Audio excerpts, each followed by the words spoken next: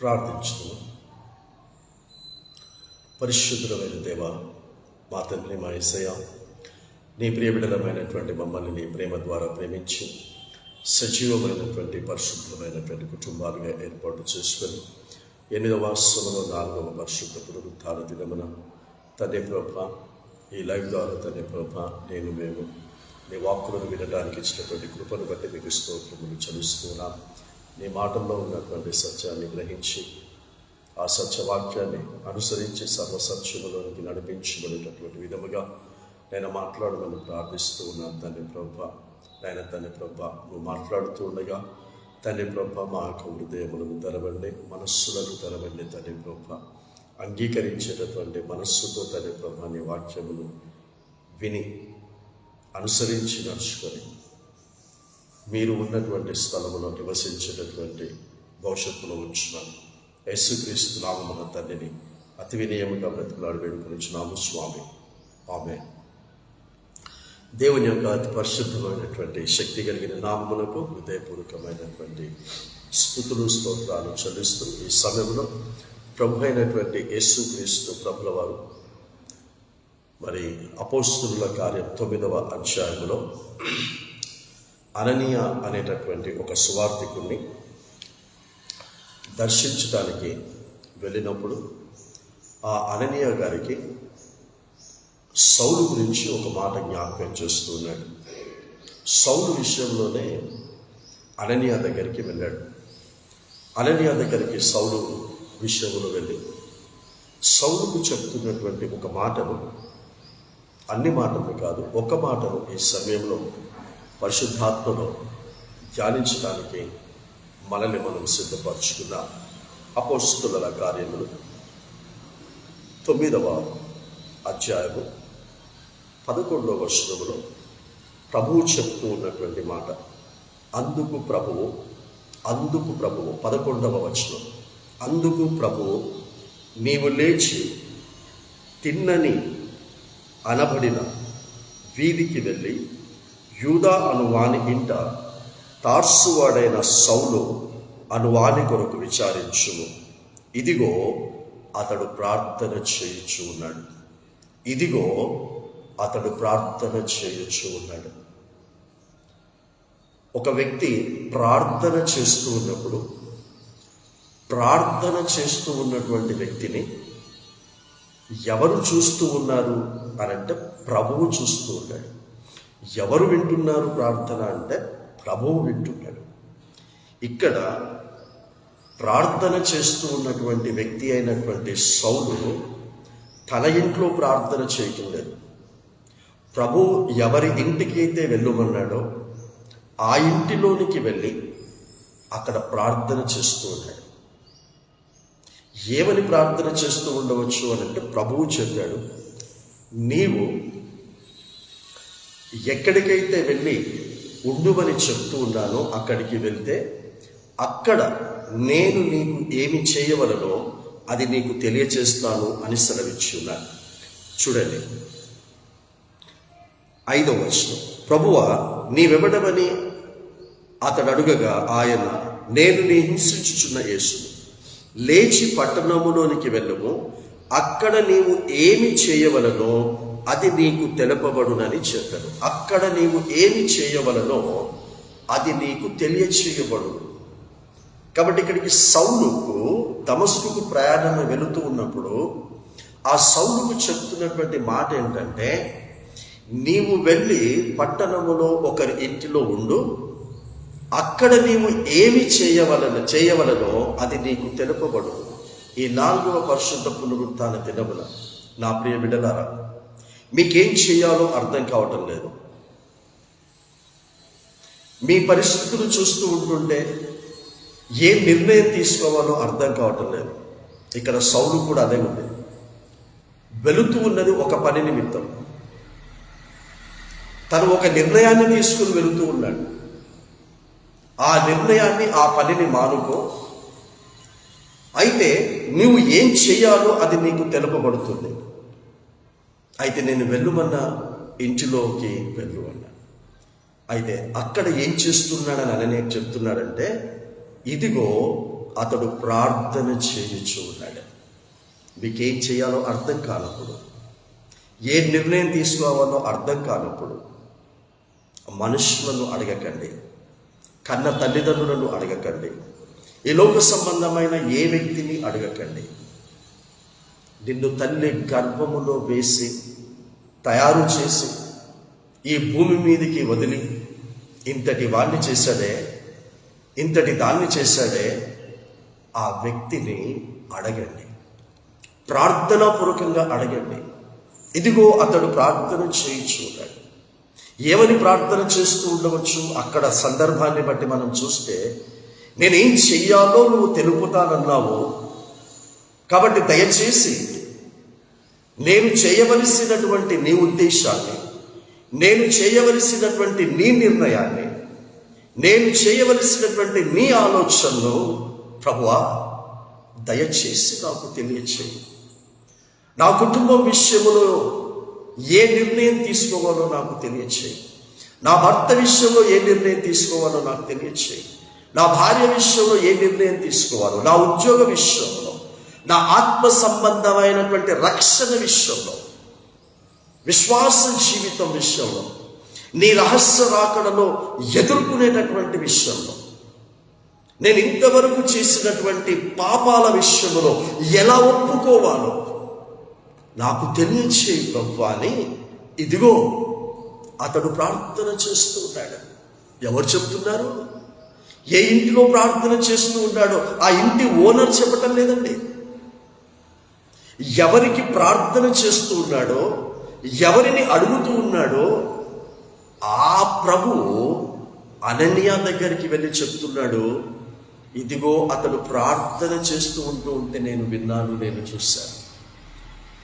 అతడు ప్రార్థన చేస్తూ ఉన్నది నాకు తిండి కావాలి అని ప్రార్థన చేయటం లేదు, నాకు బట్ట కావాలి అని ప్రార్థన చేయటం లేదు, నాకు ఉద్యోగం కావాలి, నాకు ఇల్లు కావాలి, నేను అప్పులు ఎలా కట్టుకోవాలో ఇలా దాని కొరకు ప్రార్థన చేయటం లేదు.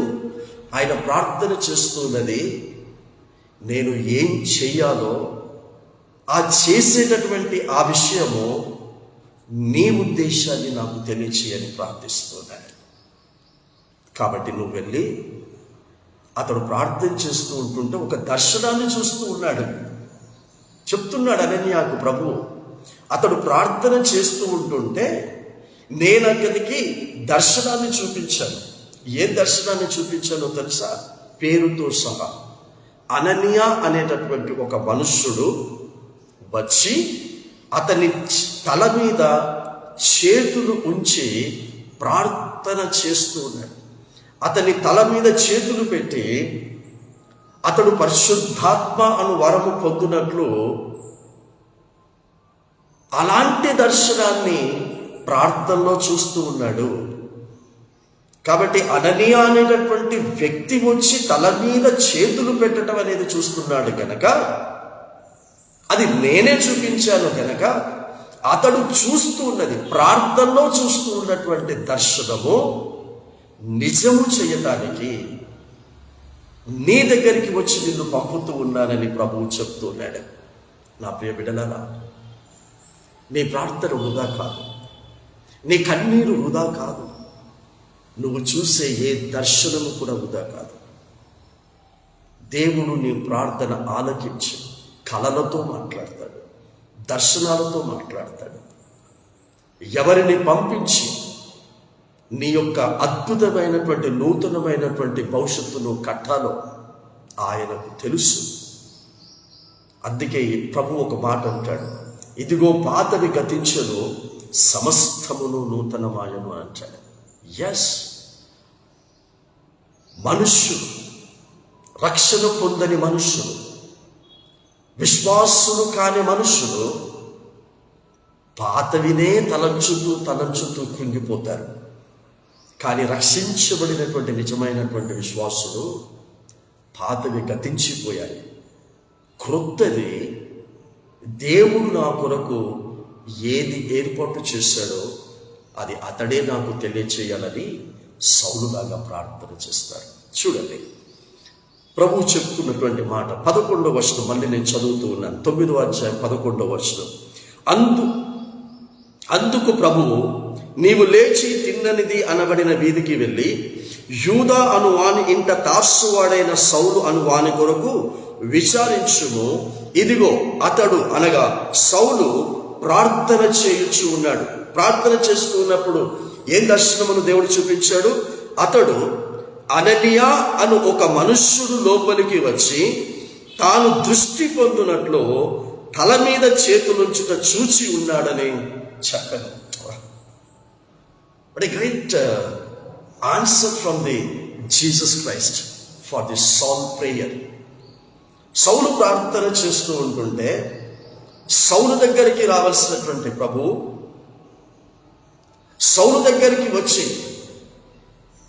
తన యొక్క భవిష్యత్తు తెలియజేయవలసినటువంటి ప్రభువు తన భవిష్యత్తును ఎవరి ద్వారా తెలియజేస్తూ ఉన్నాడు అని అంటే అననీయా అనేటటువంటి ఒక స్వార్థికుని ద్వారా దేవుడు సౌలు యొక్క భవిష్యత్తును తెలియజేస్తున్నాడు.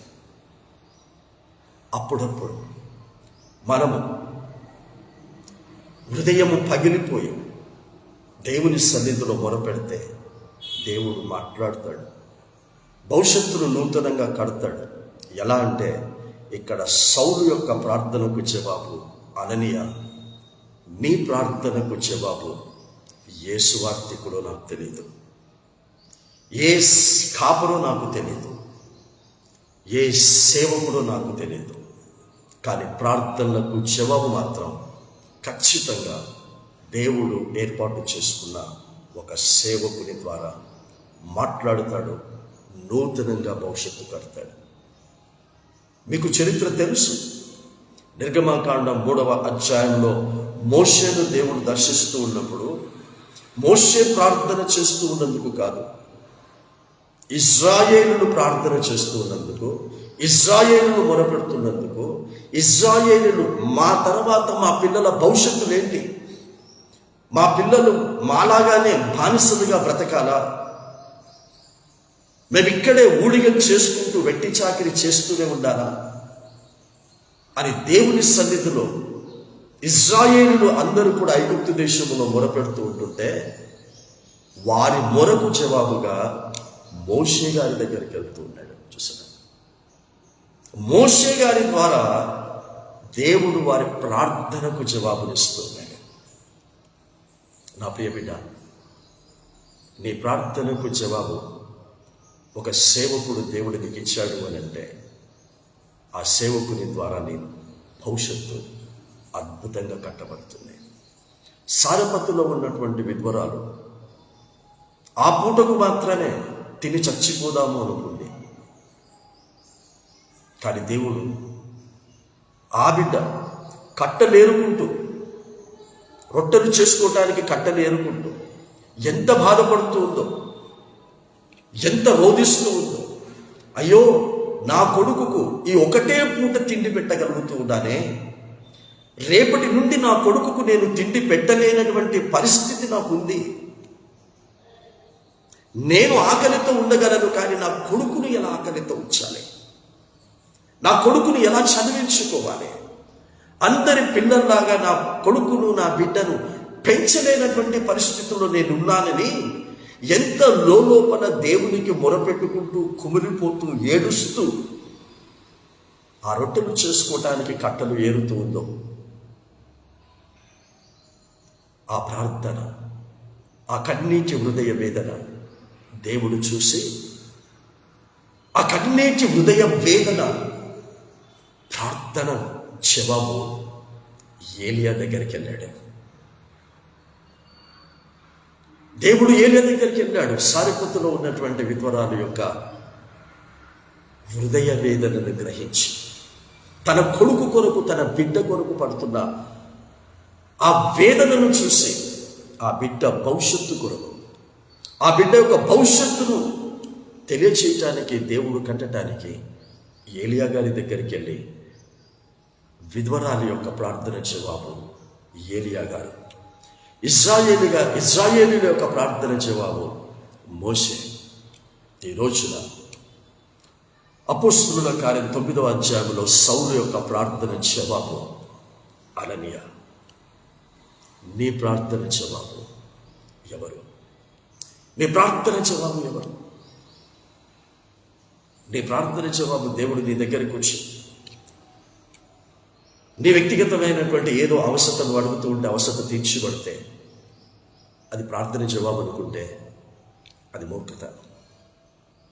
ఆ ప్రార్థన జవాబు నువ్వు ప్రార్థన చేసిన తర్వాత మళ్ళీ నీ సొంత ప్రయత్నం చేసి ఆ సొంత ప్రయత్నంతో ఆ కార్యాన్ని జరిగించుకున్నావు. That is not the answer for your prayer. మనం ఒకసారి దేవుణ్ణి అడిగిన తర్వాత దేవుడు వాక్య పద్ధతి ప్రకారంగా ప్రయత్నం చేయమంటాడు. The solution for our prayer is the scriptures. Without scriptures is not the answer for our prayer. వాక్య పద్ధతి ప్రకారంగా నిర్ణయం తీసుకునేటటువంటిదే ప్రార్థనకు జవాబు. ఇది దయచేసి గ్రహించండి. ఇదిగో సౌలు ప్రార్థన చేస్తున్నాడు. తాను చేసిన పాపాలు ఘోరాలన్నీ ఒప్పుకుంటూ, అయ్యా నువ్వు ఒక గొప్ప క్రొత్త భవిష్యత్తును తెలియచేస్తానన్నావు, అది దయచేసి తెలియచేయని ప్రార్థన చేస్తున్నాడు. ఆ ప్రార్థనకు జవాబు అననీయ అనేటటువంటి వ్యక్తిని చూపించాను. కాబట్టి అననీయ, నేను నీ దగ్గరికి వచ్చాను, నువ్వు వెళ్ళాలి, చెప్పాలి ఆయనకి. నువ్వు ఏ ప్రభువు యొక్క స్వరాన్ని విన్నావో, ఏ ప్రభువుకు మొరపెట్టావో, ఏ ప్రభువు నీకు ప్రార్థనలో దర్శనాన్ని చూపించాడో అదే ప్రభువు నా దగ్గరికి వచ్చి నీ దగ్గరికి పంపాడు అని నువ్వు వెళ్ళి చెప్పాలి. ఈ రోజు నుంచి అతన్ని ఒక కొత్త వ్యక్తిగా, నాకు సంబంధించినటువంటి వ్యక్తిగా, నా ఉద్దేశ ప్రకారంగా మాత్రమే బ్రతికేటటువంటి వ్యక్తిగా, అతడు నా నామము నిమిత్తం ఎన్ని శ్రమలను అనుభవించవలనో నేను అతనికి చూపిస్తాను. ఇది చాలా మందికి అర్థం కాదు ఈ మాట. 16వ వచనం చదవండి ఒకసారి. 16వ వచనం, ఇతడు నా నామం కొరకు ఎన్ని శ్రమలను అనుభవింపవలనో నేను ఇతనికి చూపుదునని అతనితో చెప్పాను. ఇతడు శ్రమను అనుభవించడం నేను ఇతనికి చూపిస్తాను అన్న దాని వెనకాల ప్రభు యొక్క ఉద్దేశం ఏంటి అంటే, ఇతడు ఆ శ్రమలను అనుభవిస్తే, ఆ శ్రమలను అనుభవిస్తూ ఒక క్రొత్త భవిష్యత్తును ప్రారంభిస్తే, నా ఉద్దేశాల ప్రకారంగా నా చిత్తాన్ని మాత్రమే నెరవేరుస్తూ నా రాజ్యముగా అనేకులను తయారు చేసి రాజ్య వారసులుగా చేస్తే ఏం చూపిస్తారో తెలుసా? ఇక్కడ చదివితే నా నామము నిమిత్తం ఎన్ని శ్రమలు అనుభవించాలో చూపిస్తానన్నాడు. కానీ తన ఆత్మీయమైనటువంటి కుమారునికి పత్రికను రాస్తూ 2వ పత్రిక చివరి అధ్యాయం 7వ వచనంలో సెలవిస్తాడు, ఇదిగో నా కొరకు కిరీటము ఉంచబడి ఉన్నది అంటున్నాడు. కిరీటమును చూపించాడు. Yes, the crown of victory, the crown of victory, శ్రమలను జయించే ఆ కిరీటాన్ని నేను చూపిస్తానని 9వ అధ్యాయంలో చెప్పాడు. ఆ కిరీటమును చూడటానికి ఎలాంటి అవమానాలైనా, నిందలనైనా, శ్రమలనైనా ప్రభు యొక్క ఉద్దేశాన్ని నెరవేర్చడానికి సిద్ధపడ్డాడు. నువ్వు ఉన్నావా? ఈరోజు నువ్వు ఉన్నావు. నీకు ప్రభు ఎందుకు కావాలి? నీ శ్రమను తీసేయటానికి కావాలి. నీకు ప్రభు ఎందుకు కావాలి? నీ దుఃఖాన్ని తీసేయటానికి కావాలి. నీకు ప్రభు ఎందుకు కావాలి? నీ ఆర్థికపరమైన ఇబ్బందులు తొలగించడానికి కావాలి. నీకు ప్రభు ఎందుకు కావాలి? నీ అనారోగ్యమును తీసేసి ఆరోగ్యం ఇవ్వడానికి కావాలి. నీకు ప్రభు ఎందుకు కావాలి? నువ్వు అనుకున్నది నీ జీవితంలో జరగడానికి నీకు ప్రభువు కావాలి. కానీ సౌలుకు ప్రభు ఎందుకు కావాలో తెలుసా? శ్రమను అనుభవించడానికి ప్రభువు కావాలి. శ్రమను అనుభవించడానికి, శక్తిని పొందుకోవటానికి ప్రభువు కావాలి. ప్రభు ఎందుకు కావాలో తెలుసా? సౌలుకు నా కోరికలు తీర్చబడటానికి కాదు ప్రభువా, నీ కోరికలు నేను తీర్చడానికి నాకు నువ్వు కావాలి. అది ప్రభు, అది సౌలు యొక్క కోరిక. ఈ రోజున నీకు నీ కోరికలు తీర్చబడటానికి గనక నువ్వు ప్రభువు కావాలని అనుకుంటే, you please come up from that thoughts. ఆ యొక్క ఆలోచనల నుంచి దయచేసి బయటికి రా. బయటకు వచ్చి, ప్రభువా నీ కోరిక నేను తీర్చేటటువంటి విధముగా నీ ఆత్మాభిషేకమును నాకు దయచేయి, నీ ఆత్మలో ఉన్న ఆ శక్తి నాకు దయచేయి. I want to fulfil your desire. I want to fulfill your desire, my Lord. Can you say this to your Lord Jesus Christ, who has sacrificed on the cross 25 years back? ఈ కోరికను తీరుస్తామని 2025 సంవత్సరాల క్రితం ఆయన సిలువలో ప్రారంభించాడు.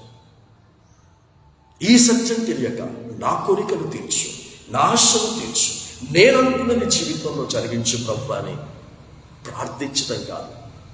ప్రార్థన అనేది నేను చేసిన పాపాలను క్షమించు, క్షమించబడిన తర్వాత నీ కోరికలను, నీ ఉద్దేశాలను, నీ ఆలోచనలు నెరవేర్చాలి.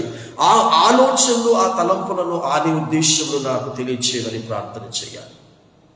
అలా అననీయ వెళ్ళాడు, అలాగే చేశాడు. ఆ తర్వాత ఆహారము పుచ్చుకొని, ఆత్మబలము పొందుకొని దేవుని యొక్క ఉద్దేశాన్ని నెరవేర్చడానికి ప్రయాణమైపోతూ ఉన్నాడు. ఈ విషయంలో ఇజ్రాయేల్ గురించి ఒక విషయాన్ని నేను మీకు జ్ఞాపకం చేసి ఈరోజు వర్తమానాన్ని మీకు సారి చేస్తాను. ఎందుకంటే ఈ సౌలు యూదుడు గనక, 8వ దినమున సున్నతి చేయబడ్డటువంటి ఇజ్రాయేలు వంశస్థుడు గనక, బెన్యామీను గోత్రములో నుంచి వచ్చినటువంటి వాడు గనక, ఇజ్రాయేలు యొక్క చరిత్రలో నుంచి ఇతడు పాఠాలు నేర్చుకుంటున్నాడు. ఇజ్రాయేలీయులు సమూయేలు యొక్క ప్రవక్త దినాలలో సమూయేలు గారిని అడిగి, మాకు రాజులు కావాలి అని అడిగారు. మోషే నాయకత్వంలో నుంచి యెహోషువ నాయకత్వంలోకి వచ్చేసారు. యెహోషువ నాయకత్వంలో నుంచి న్యాయాధిపతుల నాయకత్వంలోకి వచ్చేసేసారు. న్యాయాధిపతుల నాయకత్వంలో నుంచి ఇప్పుడు మాకు రాజులు కావాలి అని అన్నారు. అలా రాజులు కావాలి అని అనుకున్నప్పుడు వాళ్ళ కోరిక ప్రకారంగా అదే ఇశ్రాయేలులో అడిగారు కనుక, అదే ఇశ్రాయేలులో కోరిక ప్రకారంగా అదే ఇశ్రాయేలుకు మొదటి రాజుగా సౌలును ఏర్పాటు చేస్తున్నాడు. సౌలును ఏర్పాటు చేస్తున్నటువంటి సందర్భంలో వాళ్ళు తప్పు చేశారు. మేము అడిగింది తప్పు అని తెలుసుకున్నారు. దేవుని కోరిక మా జీవితంలో జరగాలి, దేవుని ఇష్టం మా జీవితంలో జరగాలి, అది అడగాలి అనేటటువంటిది కాకుండా, అయ్యా మా కోరిక ఏంటంటే మాకు రాజు కావాలి, మా ఆశ ఏంటంటే మాకు రాజు కావాలి, అంటే మాది, మేమనుకున్నది జరిగించు ప్రభువా అని మేము ప్రార్థన చేసి మేము అడిగి పొందుకొని తప్పు చేశాం. అది పాపము అంటున్నాడు. వాళ్ళ ఇష్టాన్ని అడిగి పొందుకున్నది పాపము అని ఇశ్రాయేలు చెప్తున్నారు. చూడండి, సమూయేలు మొదటి గ్రంథం 12వ అధ్యాయం. Whatever I am teaching and preaching, I am showing from the scriptures. This is not my personal verse. These are the words which has been written by God in the Bible. So నీవు నమ్మిన నీ దేవుడు పరిశుద్ధ గ్రంథంలో రాయించిన మాటలను నీకు చెప్పి ఆ తర్వాత చదివించి నీకు వినిపిస్తున్నాను. So don't receive this words as personal. Please receive this words as God's word. దయచేసి 12వ అధ్యాయం 19వ వచనం, 12వ అధ్యాయం 19వ వచనం. సమూయేలుతో ఇట్లనిరి. ఎవరు? ఇశ్రాయేలీయుల ప్రజలు. ఏమన్నారు? రాజును నియమించుమని మేము అడుగుట చేత మా పాపములన్నింటినీ మించిన కీడు మేము చేసేది. క్రైస్తవులు, మాకు రాజు కావాలి అని అడుగుట చేత మా పాపములు అన్నింటికీ మించినటువంటి కీడు మేము చేశాము. మాకిష్టమైన కోరిక తీర్చుమని దేవునిని అడిగి, ఆ ఇష్టమైన కోరిక తీర్చబడిన తర్వాత అది ఏం జరిగింది అని చెప్తున్నారంటే ఇజ్రాయెల్లో మాకు కీడు జరిగింది, మాకు నష్టం కలిగింది. Please understand the situation of the Israelites. వాళ్ళు అడిగిన కోరిక దేవునికి కోరికగా ఉందా లేదా, దేవునికి ఇష్టంగా ఉందా లేదా అన్నది పక్కన పెట్టి, నీకు ఇష్టమైతే మాకు రాజునియ్యు కాదు, మాకిష్టమైంది కాబట్టి మాకు రాజు. అక్కడ రాజు, ఇక్కడ క్వశ్చన్ యువర్సెల్ఫ్, వేరే ప్రశ్నించుకో. అక్కడ రాజు కావాలని అడిగారు, అది ఎవరిని అడుగుతున్నారో ఆ దేవునికి ఇష్టమై ఉన్నదా లేదా అన్నది వారికి అనవసరం. ఈ రోజున నువ్వేమడుగుతూ ఉన్నావు? ఇల్లు అడుగుతున్నావా? పెళ్ళి అడుగుతున్నావా? పెళ్ళైన తర్వాత పిల్లల్ని అడుగుతున్నావా? ఉద్యోగం అడుగుతూ ఉన్నావా? ఆరోగ్యం అడుగుతూ ఉన్నావా? డబ్బును అడుగుతూ ఉన్నావా? ఈ లోకములో బ్రతికేటటువంటి వాటిని నీకు ఇష్టమైన విధంగా బ్రతకాలనేటటువంటివి దేవుణ్ణి అడుగుతూ ఉన్నావా? ఒకవేళ అలా అడిగితే, అలా అడిగి గనుక ఇజ్రాయేలు పొందుకున్న విధంగా పొందుకున్న తర్వాత ఇజ్రాయేల్ అంటున్నారు, ఆ పొందుకున్నదంతా కీడుకే, ఆ పొందుకున్నదంతా కీడుకే. ఒకసారి పాస్ట్కి వెళ్ళిపోండి, మీ పాస్ట్కి అంతా వెళ్ళిపోయి ఈరోజు మీరున్నటువంటి సిచ్యువేషన్ని ఒకసారి బెరీజు వేసుకొని, ఇంతవరకు నువ్వు పొందుకున్నదంతటి ద్వారా నిజమైన పరిపూర్ణమైన హృదయ ఆనందం ఉందా? మనస్ఫూర్తితో నువ్వు బ్రతుకుతూ ఉన్నావా? తృప్తితో నువ్వు బ్రతుకుతూ ఉన్నావా? పొందుకుంటూనే వచ్చావుగా ఇంతవరకు. పొందుకున్న తర్వాత దేవుడు నా జీవితంలో చేశాడని చెప్పావుగా. మరి ఆ పొందుకున్న దానితో ఎందుకు తృప్తిగా లేవు? ఎందుకు ఆనందంగా లేవు? ఎందుకు ఆరోగ్యంగా లేవు? అంటే ఆ పొందుకున్నటువంటిది దేవునికి నీకు ఇవ్వాలని ఇష్టం లేదు, దేవుని సమయములో నీకు ఇవ్వాలని ఇష్టపడ్డాడు. దేవుని సమయములో నీకు ఇవ్వాలని ఇష్టపడ్డది నీ సమయంలో ఇవ్వమని పొందుకున్నావు కనుక అది నీకు తృప్తినివ్వటం లేదు. నా ప్రియ సహోదరుడు, నా ప్రియ సహోదరి, ఈనాడు ఇజ్రాయేలు ప్రజలు మాకిప్పుడే రాజు కావాలి, నువ్వొద్దు మాకు, నీ పరిపాలనలో మేము ఉండాలని ఇష్టపడటం లేదు. మేము కోరుకున్నటువంటి రాజు పరిపాలనలో మేము ఉండాలి అనుకుంటే ఆ రాజు మాకు కీడు చేశాడయ్యా, ఘోరమైనటువంటి పాపం చేశాం అని సమూయేలు దగ్గరకు వచ్చి చెప్పుకుంటూ ఉంటుంటే అప్పుడు అది చెప్పేమంటున్నారో చూడండి. కీడు మేము చేసి కాబట్టి మరణము కాకుండా నీ దాసులమైన మా కొరకు నీ దేవుడైన యెహోవాను ప్రార్థించుము. ఏమంటున్నారు? ప్రార్థన ఎందుకు చేయమంటున్నారు? పాపము వలన వచ్చేటటువంటి జీతము మరణము, ఆ మరణము రెండవ మరణము, అది నిత్య నరకాగ్నిలో కాల్చబడేటటువంటి ఆ మరణము మేము కాకుండాన్నట్లు, ఆ మరణ పాత్రులము మేము కాకుండాన్నట్లు మా కొరకు ప్రార్థించుము అని ఒక దైవజనుని కోరుకుంటూ ఉన్నారు. వారు చేసిన పాపము నిమిత్తం వచ్చినటువంటి కీడు, ఆ పాపము నిమిత్తం వచ్చేటటువంటి మరణం మేము కాకుండా ఉండునట్లు మా కొరకు ప్రార్థన చెయ్యమని ఆనాడు దైవజనుడైనటువంటి సమూయేలు గారిని కోరుకుంటూ ఉంటుంటే, ఈరోజు దైవజనులను ఏం ప్రార్థన చేయమని కోరుకుంటున్నారు? దైవజనులను ఏం ప్రార్థన చేయమని కోరుకుంటున్నారు? నువ్వు చేసిన పాపాల నిమిత్తం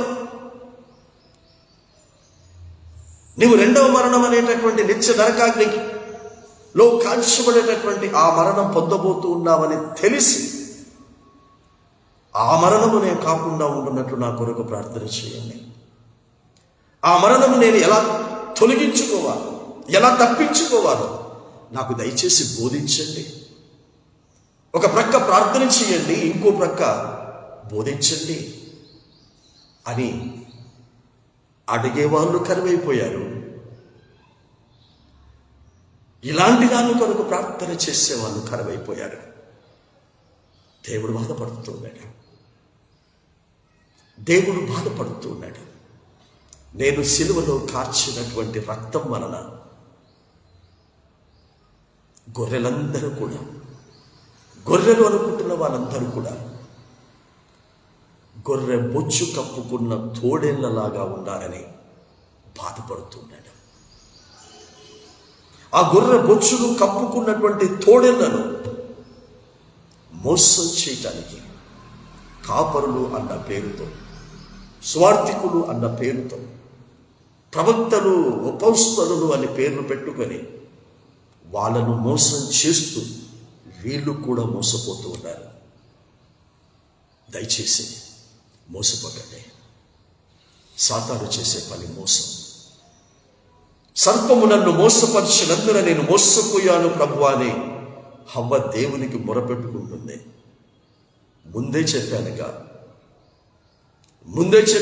మాటలతో నిన్ను మోసం చేస్తారని. ఎందుకు వాడు మోసం చేశాడని నువ్వెందుకు చెప్తున్నావు? నువ్వు తెలిసే వాడి మాటల్ని నమ్మా. నేను తినొద్దు అన్నాను, వాడు తినమన్నాడు. నేను తింటే చస్తావన్నాను, వాడు తింటే చావొద్దు అన్నాడు. ఈరోజు కూడా ఇదే జరుగుతుంది. ప్రియ బిడ్డలారా, మోసపోకండి. ఆ రోజు ఇశ్రాయేలు చక్కగా అడుగుతున్నారు సమూయేలు ప్రవక్త గారిని. మేము అడగకూడనిది అడిగి పొందుకొని తద్వారా పాపము చేసి దానికి కీడును మేము పొందుకున్నాము. దాని వలన వచ్చేటటువంటి ఆ మరణము మేము కాకుండానట్లు మా కొరకు ప్రార్థన చేయండి అని సమూయేలు ప్రవక్తను అడుగుతున్నాను. ఈ రోజున నీ మనస్సు ఈ విధంగా మారితే, నీ మనస్సు ఈ విధమైనటువంటి ప్రార్థనల వైపుకు వస్తే నీ గురించి దుఃఖిస్తున్నటువంటి దేవుడు సంతోషిస్తాడు. ఎందుకో తెలుసా? అపోస్తలుల కార్యం 9వ అధ్యాయములో సౌలు నిమిత్తం దుఃఖిస్తూ ఉన్నాడు. సౌలు నిమిత్తం బాధపడుతున్నాడు. సౌలు నిమిత్తం పశ్చాత్తాపడుతున్నాడు. దేవుడు అతనికి ఒక చివరి అవకాశం ఇచ్చాడు. ఆ 9వ అధ్యాయంలో దమస్కుకు వెళుతూ ఉంటుంటే ఒక అవకాశాన్ని ఇచ్చాడు. అవకాశాన్ని ప్రార్థనా రూపంలో సద్వినియోగం చేసుకున్నాడు. అడగవలసినది, దేవునికి ఇష్టమైనది అడగవలసినది అడిగి సద్వినియోగం చేసుకున్నాడు. ఈరోజు దేవుడు ఈ వర్తమానము ద్వారా నీకు అవకాశం ఇస్తున్నాడు. సౌలులాగా సద్వినియోగం చేసుకుంటావా ప్రియ బిడ్డ? అలా మా కొరకు ప్రార్థన చేయని ఇక్కడ సమూయేలు గారిని అడిగితే సమూయేలు గారు ఏం చెప్తున్నాడో చూడండి. అంతటి సమూయేలు జనులతో ఇట్లా, నేను భయపడకుడి, మీరు ఈ కీడు చేసిన మాట నిజమే, అయినను యెహోవాను విసర్జింపకుండా ఆయనను అనుసరించుచు పూర్ణ హృదయముతో ఆయన్ను సేవించుడి. నేను ప్రార్థన చేస్తాను, మీరు మరణం కాకుండా నేను ప్రార్థన చేస్తా, కానీ మీరు చేయవలసింది ఒకటి ఉంది అని చెప్తున్నాడు. ఇలాంటి దైవజనులు కావాలండి ఈ రోజున. ఇలాంటి దైవజనులు కావాలి. జోబులు నింపుకునే దైవజనులు కాదండి, పొట్టలు నింపుకునే దైవజనులు కాదండి, ఎకరాల ఎకరాల భూములను కొనుక్కునే దైవజనులు కాదండి. ఎందుకండి దేవుడు అంగీకరించని ఆరాధనలు జరిగేటటువంటి ఆలయాలు కట్టబడటం ఎందుకండి? ఎవరితో డబ్బుతో కడుతున్నారండి? ఇక్కడ మా కొరకు మేము మరణం కాకుండానట్లు ప్రార్థన చేయమంటే ఆ దైవజనుడు, ఆ ప్రవక్త సమూయేలు గారు చెప్తున్నాడు, మీరు ఈ కీడు చేసిన మాట నిజమే, అయినను యెహోవాను విసర్జింపకుండా ఆయనను అనుసరించుచు పూర్ణ హృదయముతో ఆయన్ని ఇప్పటికైనా ఆయనను మాత్రమే, ఆయన మాటలను మాత్రమే అనుసరించుచు సేవించండి. Then I pray for your forgiveness. ఆయనను ఇంక చెప్తున్నాడు, ఆయనను విసర్జింపకుడి. ఆయనను విసర్జింపువారు ప్రయోజనము మానినవై రక్షింపలేని మాయా స్వరూపములను అనుసరించుదురు. నిజముగా అవి మాయవే. ఆయన్ని విసర్జించి, ఆయన మాటల్ని విసర్జించి రక్షించబడకుండా నామకార్థ క్రైస్తవులుగా బ్రతుకుతూ ఉన్నటువంటి వారందరి విషయంలో ఆనాడే చెప్పిస్తున్నాడు. ఆనాడు దేవుని ప్రజలు అనబడ్డటువంటి ఇజ్రాయేలుకు చెప్తున్నాడు. ఈరోజు దేవుని ప్రజలు అనబడినటువంటి క్రైస్తవులకు కూడా ఇదే మాట చెప్తూ ఉన్నాడు. ఆయన్ని విసర్జించి రక్షించబడకుండా మీరు ఏవేవైతే మీరు లోకములో పొందుకుంటారో అవన్నీ కూడా మాయా. వాస్తవం లేదందులో, నిజం లేదు. 22వ వచనం, సమూయేలు మొదటి గ్రంథం 12వ అధ్యాయం 22వ వచనం. యెహోవా మిమ్మును తనకు జనముగా చేసుకున్నటకు ఇష్టము కలిగి ఉన్నాడు. Please understand and note this word. ఆయన ఏమిష్టమై ఉన్నాడో చెప్తున్నాడు. దేవుడు మీ పట్ల ఏమిష్టమై ఉన్నాడు అని అంటే, ఈ రోజున దేవుడు మిమ్మును తనకు జనముగా చేసుకున్నటకు ఇష్టపడుతున్నాడు. ఇదిగో అతడు ప్రార్థన చేయించున్నాడు. ఇదిగో అతడు ప్రార్థన చేయించున్నాడు. ఇదిగో అతడు ఉపవాసం ఉండి ప్రార్థన చేయించున్నాడు. ఇదిగో అతడు కన్నీటితో మనస్సు విప్పి హృదయాన్ని కుమ్మరించి ప్రార్థన చేస్తున్నాడు. ఏమని ప్రార్థన చేస్తున్నాడు? అయ్యా, ఇంతకాలము నీ బిడ్డగా బ్రతకలేదు, నీ వ్యక్తిగా బ్రతకలేదు. ఈ రోజు నుంచి నీ బిడ్డగా, నీ వ్యక్తిగా బ్రతకటానికి ఇష్టపడుతున్నానని ప్రార్థన చేస్తున్నాడు. కనుక అతని ప్రార్థన విని అతనిని నా వ్యక్తిగా, అతనిని నా బిడ్డగా చేసుకున్నకు ఇష్టపడి నీ దగ్గరికి వచ్చాననియా. ఇంతకంటే మించి నీ జీవితంలో ఇంకేం కావాలి చెప్పండి? ఎవరో నిన్ను దత్తత తీసుకుంటేనే పొంగిపోతావే. అలాంటిది ఈ రోజున దేవుడు నిన్ను, నీ కుటుంబాన్ని తన కుటుంబముగా, నిన్ను తన వ్యక్తిగా, తన బిడ్డగా చేసుకోవటానికి ఆయన ఇష్టపడుతూ ఉన్నాడట. నువ్వు ఇష్టపడేవి దేవుణ్ణి అడుగుతూ ఉంటుంటే ఆయన అంటున్నాడు, నువ్వు ఇష్టపడేటివి నేను ఇస్తాను, నువ్వు నా బిడ్డవవుతావా? నువ్వు నా వ్యక్తి అవుతావా? Do you belongs to me? Do you follow the scriptures? Do you live according to the scriptures? I want you. నువ్వు నాకు కావాలి, నీ కుటుంబం నాకు కావాలి. ప్రవక్త అయినటువంటి సమూయేలు చెప్తున్నాడు, ఒక దైవజనుడు చెప్తున్నాడు. ఆ దైవజనుని దగ్గరికి వచ్చి, మేము చేసిన పాపము నిమిత్తం మేము కీడును అనుభవిస్తున్నాం, దౌర్భాగ్య పరిస్థితి అనుభవిస్తున్నాం. మాకు అర్థమైంది, చచ్చిపోతే రెండవ మరణం కూడా అవుతామని మాకు అర్థమవుతా ఉంది. దయచేసి మేము మరణం కాకుండా మా పాప క్షమాపణ నిమిత్తం ప్రార్థన చేయండి అంటే చేస్తాను. But change your attitude. మీ యొక్క ప్రవర్తనను మార్చుకోండి, మీ ఆలోచనను మార్చుకోండి. ఇక మీదట మీకు ఇష్టమైంది దేవుని అడగకండి, దేవునికి ఇష్టమైంది అడగండి. అయ్యా, నీకేమి ఇష్టమైంది అంటే ఆయనకి ఇష్టమైంది చెప్తున్నాడు. నువ్వు నాకు ఇష్టమయ్యావు. పాపిగా ఉన్న నిన్ను నేను ఇష్టపడుతున్నాను. పాపిగా ఉన్న నీ కుటుంబాన్ని నేను ఇష్టపడుతున్నాను. ఇష్టపడి పాపినైన నిన్ను పరిశుద్ధిని చేయాలనుకుంటున్నాను. పాపపు కుటుంబమైనటువంటి నీ కుటుంబాన్ని పరిశుద్ధ కుటుంబంగా చేయడానికి ఇష్టపడుతున్నాను. This is my will. This is my will. ఈ ఇష్టాన్ని నువ్వు అంగీకరిస్తావా? ఇది దేవుని ఇష్టాన్ని అంగీకరిస్తావా? అంగీకరించు. సౌలును పౌలుగా మార్చి పౌలును అంగీకరించాడు. ఈరోజు ఈ వర్తమానం వింటుంటే నిన్ను అంగీకరిస్తాడు. పౌలు కిరీటమును చూశాడు, నువ్వు కూడా కిరీటమును చూస్తావు.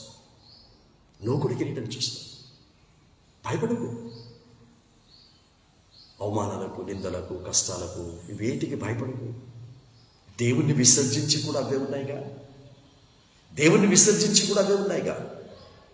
దేవుణ్ణి అనుసరించి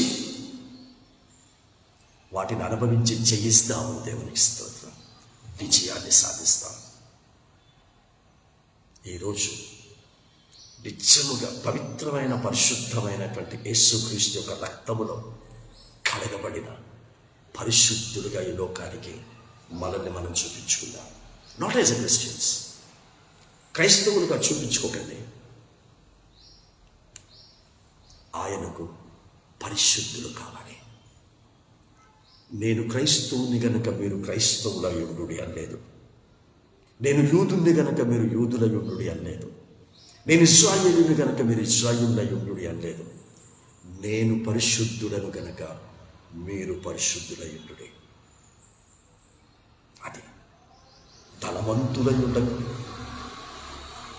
నన్ను ధనవంతుని చేయి ప్రభువా, నన్ను విద్యావంతుని చేయి ప్రభువా, నన్ను ఉద్యోగస్తుని చేయి ప్రభువా, నన్ను ఇంటివాణ్ణి చేయి ప్రభువా, నన్ను తల్లిని చేయి ప్రభువా, నన్ను తండ్రిని చేయి ప్రభువా. ఇవేగా ఇవి అడిగి పొందుకున్న వాళ్ళ దగ్గరికి వెళ్ళండి. ఇవి అడిగి సంపాదించుకున్న వాళ్ళ దగ్గరికి వెళ్ళి అడగండి. తల్లి అయ్యావుగా, అమ్మా నువ్వు తల్లివి అయినావు కదా, నేను తల్లిని కాలేదు, తల్లివైన నీవు ఆనందంగా సంతోషంగా ఉన్నావా? అయ్యా నేను తండ్రిని కాలేదు, నువ్వు తండ్రివి అయ్యావుగా, తండ్రివైన నువ్వు ఆనందంగా సంతోషంగా ఉన్నావా? ఓ ఇంటివాడివయ్యావు, ఇంటివాడివైన నువ్వు ఆనందంగా సంతోషంగా ఉన్నావా? నేను ఇంటివాడిని కాలేదు, నేను ధనవంతుని కాలేదు, నువ్వు ధనవంతుని అయ్యావు కదా, ధనవంతుని అయినటువంటి నీవు ఆనందంగా సంతోషంగా ఉన్నావా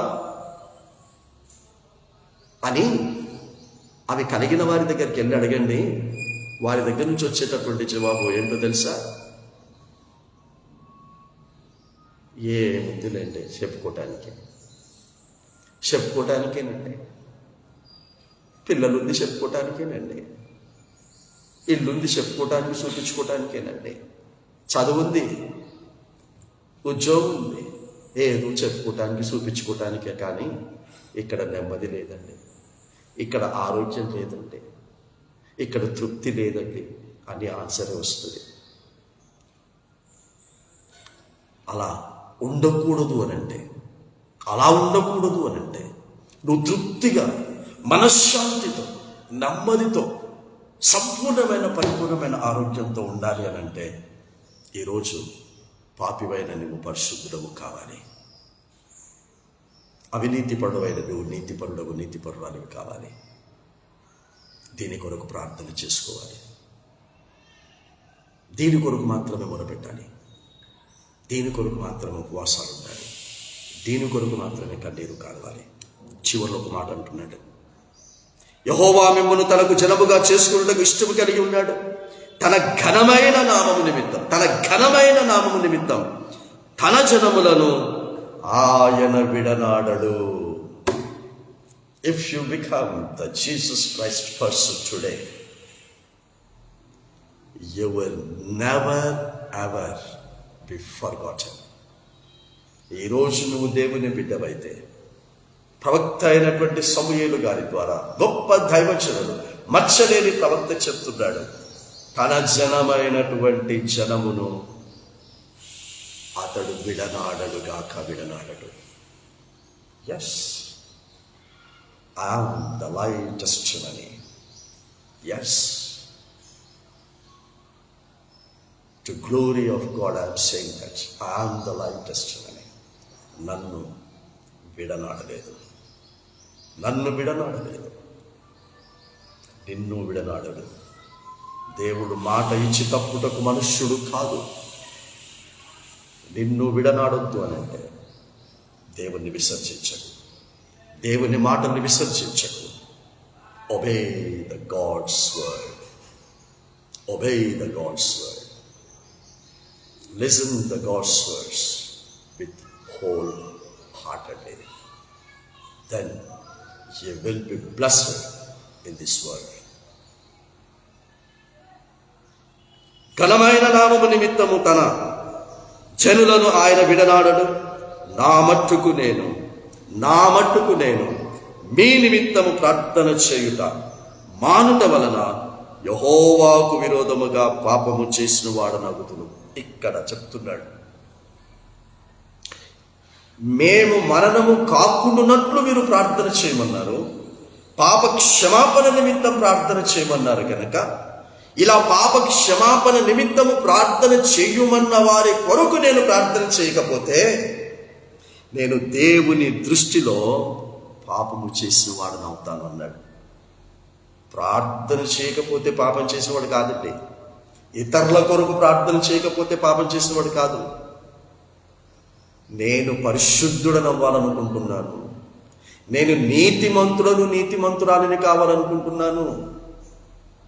ఈ లోక మాలిన్యమును అంటించుకుని ఇన్ని రోజులు తిరిగాను, ఇక మీదట లోక మాలిన్యమును కడుక్కుంటూ పరలోక మాలిన్యమును నేను అందులో మునిగి తేలుతూ బ్రతకాలనుకుంటున్నాను. దాని కొరకు ప్రార్థన చెయ్యండి అని మనస్ఫూర్తిగా ఎవరైతే అడుగుతారో వారి కొరకు ప్రార్థన చెయ్యకపోతే వారిని దేవుడు పాపులుగా ఎంచుతాడు. అది చెప్తున్నాడు. మీ కొరకు ఎవరైతే మేము రాజు కావాలని అడిగి రాజును మేము పొందుకొని ఆ రాజు ద్వారా మేము కీడును పొందుకున్నాము, ఇది మేము ఘోరమైనటువంటి చేసినటువంటి పాపము, దీని ద్వారా మాకు రెండవ మరణం కలుగుతుంది. కాబట్టి దయచేసి మా కొరకు ప్రార్థన చేయమంటే వారికి ప్రార్థన చేయటానికి ముందు ఈ శ్రేష్టమైనటువంటి బోధ చేశాడు. ఇలాంటి హెచ్చరికలు ఇచ్చి ప్రార్థన చేయకపోతే నేను దేవుని దృష్టిలో పాపిగా ఎంచబడతానని చెప్పి అది నాకు దూరమవును కాక కానీ శ్రేష్టమైన చక్కని మార్గమును మీకు బోధింతును. క్రైస్తవ, మీ కొరకు ప్రార్థన చేస్తాను, కానీ శ్రేష్టమైనటువంటి చక్కని మార్గమును మీకు బోధించుదును. క్రైస్తవ, ఆ రోజు మచ్చలేని దైవజనుడైనటువంటి ఇశ్రాయేలుకు మొదటి ప్రవక్త శ్రేష్టమైన చక్కటి మార్గమును బోధిస్తూ మీ కొరకు ప్రార్థన చేస్తాను. ఈరోజు ఆ స్థితిలో ఈ దీనదాసు ఉంచినందుకు దేవునికి వందనాలు తెలియజేస్తున్నాను. అలాంటి వారి కొరకే ప్రార్థన చేస్తాను. పాపాన్ని క్షమించబడాలని కోరుకుంటున్న వారికి ఈ తుచ్చమైనటువంటి లోకంలో ఎన్ని సంవత్సరాలు బ్రతుకుతానో నాకు తెలియదు అన్నా, నాకు తెలియదన్నా ఎన్ని సంవత్సరాలు బ్రతుకుతానో, ఎన్ని నెలలు బ్రతుకుతానో నాకు తెలియదన్నా. కానీ బ్రతికినన్నాను ఈ వాక్య పద్ధతి ప్రకారంగా బ్రతకాలని కోరికుందన్నా, ఈ వాక్య పద్ధతి ప్రకారంగా బ్రతకాలని కోరికుందన్నా. ఆ కోరిక నా కోరిక కాదన్నా, ఆ కోరిక దేవుని కోరిక. ఆ దేవుని కోరిక తీర్చబడడానికి నేను శక్తి పొందినట్లు నా కొరకు ప్రార్థన చేయన్నా అంటే తప్పకుండా చక్కటి మార్గమును బోధిస్తూ ప్రార్థన చేయడానికి ఈ అన్న ఎప్పుడు సిద్ధంగా ఉంటాడు. అలా నాకు అనారోగ్యం ఉందన్నా ప్రార్థన చేయంటే చేయను, అలా నా కష్టం ఉందన్నా కష్టం పోవాలని ప్రార్థన చేయంటే చేయను, అలా నాకు డబ్బులు లేవు డబ్బులు కావాలని ప్రార్థన చేయండి అంటే చేయను, అన్నా నాకు పరిశుద్ధత లేదన్నా పరిశుద్ధత కావాలని ప్రార్థన చేయన్నా అంటే ఆ పరిశుద్ధత కొరకు ప్రార్థన చేస్తాను. అన్న నాకు నీతి లేదన్నా, ఆ యొక్క దేవుని యొక్క నీతి కావాలని ఆశపడుతున్నాను అంటే ఆ నీతి నువ్వు పొందుకోవటానికి ప్రార్థన చేస్తాను. అంతేకాదు ఆ పరిశుద్ధత, ఆ నీతి ఎలా పొందుకోవాలో కూడా చక్కనైనటువంటి శ్రేష్టమైనటువంటి మార్గమును ఆ ప్రభువే ఈ అన్న ద్వారా బోధింపచేస్తాడు. అలా చేసుకుంటున్నాడు. అందుకొరకు దేవుని స్తుతిస్తూ ఉన్నాడు. దయచేసి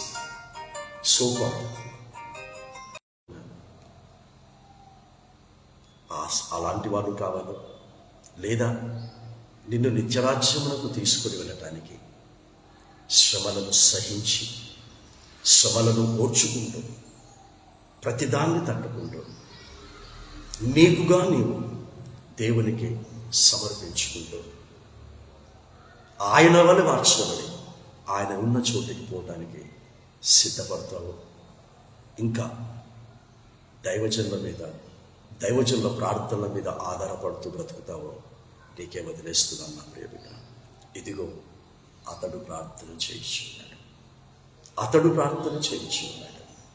అతడు ఉపవాసం ఉన్నాడు. ఏమని ప్రార్థన చేస్తున్నాడు? అవకాశం ఉంటే నా పాపాలను క్షమించు,